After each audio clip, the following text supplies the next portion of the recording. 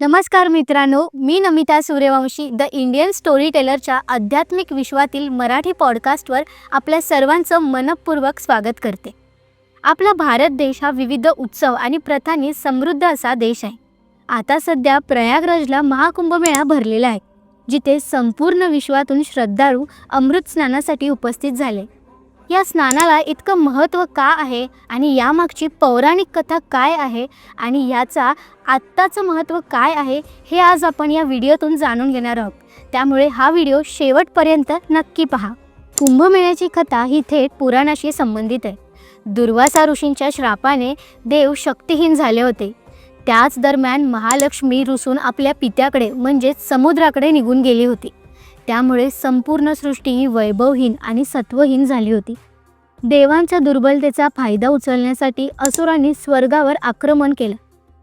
दैत्य गुरु शुक्राचार्यांच्या मार्गदर्शनाखाली असुरांनी देवांना नमवलं.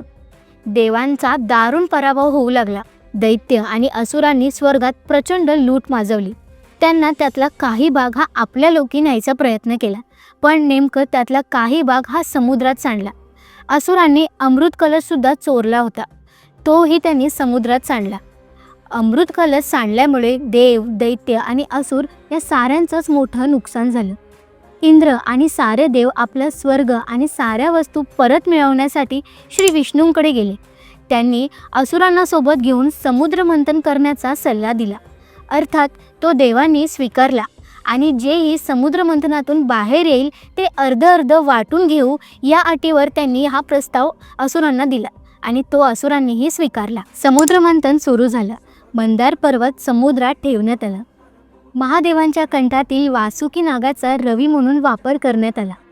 कासवाच्या रूपात श्री विष्णूंनीही सहभाग घेतला.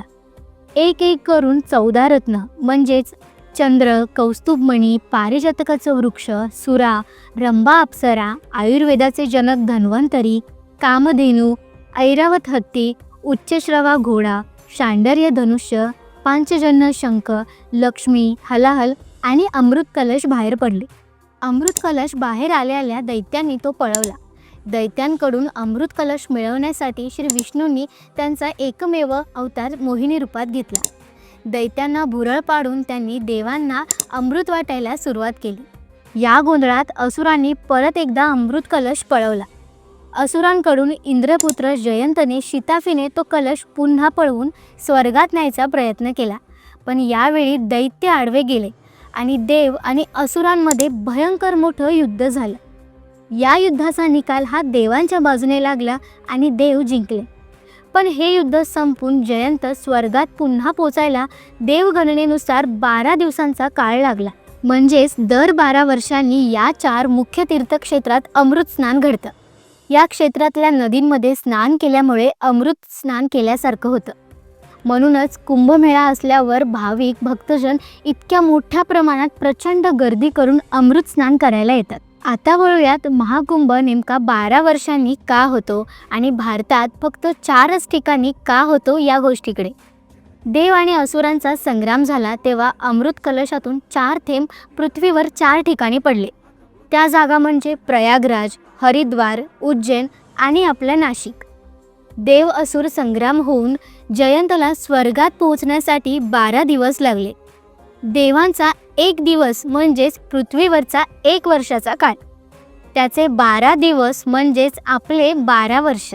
खरं तर कोणताही सण असो वा रीती परंपरा या लोकांना एकत्र आणण्यासाठी, समाज म्हणून बांधिलकी वाढवण्यासाठी आणि आध्यात्मिक प्रगती साधून घेण्यासाठी असतात.